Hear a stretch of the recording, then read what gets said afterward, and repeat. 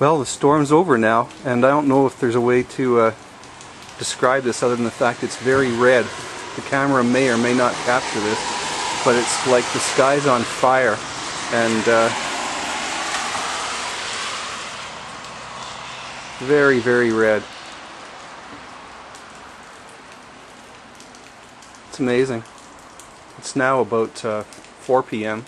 and the storm blew through. You can hear the water dripping from the snow that came down. Well, the snow was all melted and everything already.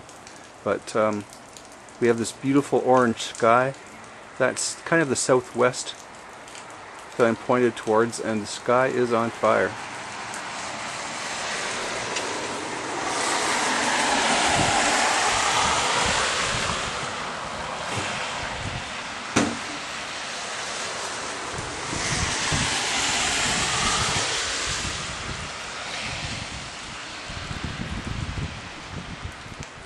Just goes to show you that there's a silver lining behind every cloud.